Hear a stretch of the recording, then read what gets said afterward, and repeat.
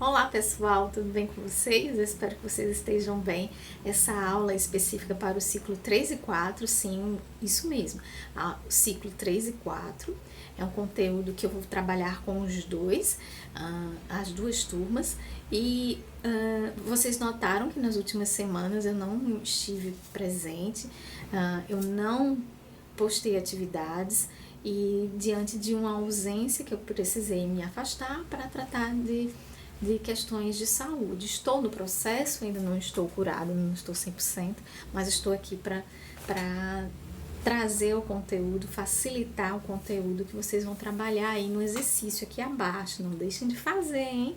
Façam o exercício, respondam, são questões simples, fáceis, tanto com o conteúdo deste vídeo quanto o conteúdo em texto que está aí sendo colocado. Vocês já devem ter percebido que nas últimas atividades eu tenho postado para vocês alguns textos associados aos exercícios, porque eu acho que é uma maneira de facilitar para vocês, né?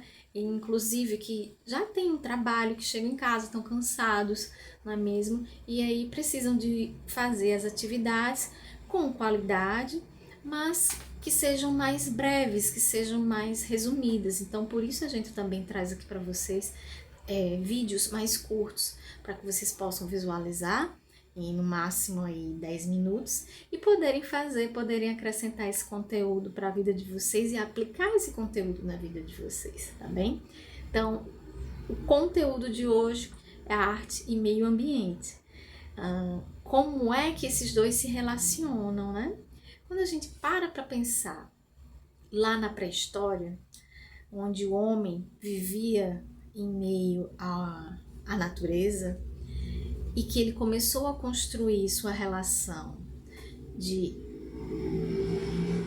de gravação, de recepção e de reprodução de imagens, ele se utilizava do que a gente viu? Ele se utilizava das cavernas, né? Do que ele tinha em mãos, o que estava próximo a ele. Então, ele se relacionava com o que a gente hoje entende como arte, aqueles desenhos, aquelas esculturas, né? Aqueles artefatos arqueológicos que a gente encontra e que pode fazer referência ao período pré-histórico, onde o homem já se expressava e utilizava aquele material que estava ali próximo a ele, né? A gente, quando para pensar dentro do processo também da história da arte, a gente observa vários materiais sendo desenvolvidos. Se a gente vai lá para a arte da pré-história, a gente tem materiais específicos, tintas específicas, tintas supernaturais, né? Feitas com pigmentos naturais, desde sangue de animais até sementes, né? De frutos. Os utensílios para produzir essas pinturas, né, do canudo feito, o canudo que a gente chama hoje, feito a partir de um ossinho de um animal, servia como um canudo para soprar e fazer os efeitos, né, das mãos nas cavernas. E entre outros efeitos de sombreamento que a gente observa na Lascaux, uma das produções da pré-história. Ao longo da história da arte, a gente pensa também na arte greco-romana, né? Um material que a gente vê em abundância, o mármore, né?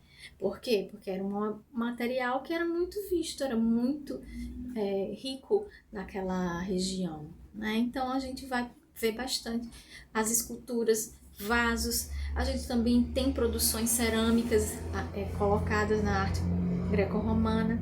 A gente tem pinturas, uma consequência, uma continuidade também dessas pinturas pré-históricas. A gente vê quando observa as pinturas, registros que a gente tem lá da Pompeia, né? Preservados, todas aquelas pinturas preservadas em casas, porque geralmente as casas não tinham janelas e aí se produzia, se colocava pinturas para adornar aquele espaço. A gente pensa também hoje que quando o artista se relaciona com o seu ambiente, né, com o seu meio ambiente, a gente tem exemplos de artistas que trabalham com land art dentro do espaço natural também, não é mesmo? A gente tem inclusive um exemplo, vocês vão ver aqui no exercício, de um casal, o Christos Eita, esqueci o nome da menina. Poxa, que falha minha. Mas o Cristo, junto com a sua esposa, produziram um trabalho que foram as árvores cobertas, né? As árvores encapsuladas. Então, ele pegou um espaço dentro ali da região em que eles moravam e eles colocaram, encapsularam estas árvores com plásticos. Mas se vocês observarem na imagem, as árvores estão no período de quê? Do inverno. Então elas estão adormecidas. Cobrir essas árvores com plástico acaba sendo também uma forma de fazer com que os transeuntes, as pessoas que estão passando por ali, observem aquela imagem, observem aquele trabalho artístico, observem mais também o ambiente em que elas estão inseridas, né? Muitas vezes a gente anda no nosso dia a dia cotidiano corrido e a gente não olha e não observa em volta as modificações que são feitas, né? Seja pelo objetivo urbano, ou seja, de intervenções, intervenções artísticas também, né?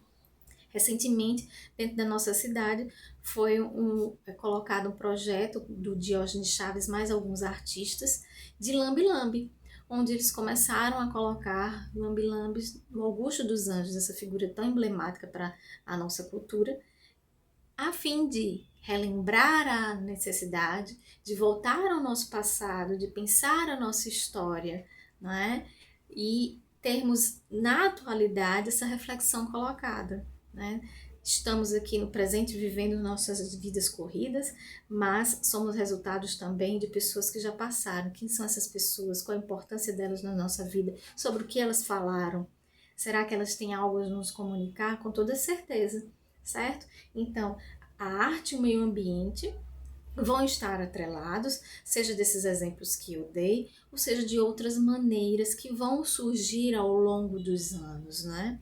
Falar sobre as nossas necessidades, falar sobre as nossas angústias, falar sobre as nossas políticas, falar sobre os nossos anseios. Também a arte empresta sua criatividade, seus materiais, para refletir sobre as nossas necessidades, sejam elas criativas, que estão aqui, né, em nossos internos, em nossos corações, ou que sejam as nossas necessidades enquanto coletivo, enquanto sociedade, tá bem? Então, eu espero que esse conteúdo tenha sido relevante para vocês. Fiquem bem e até a próxima aula.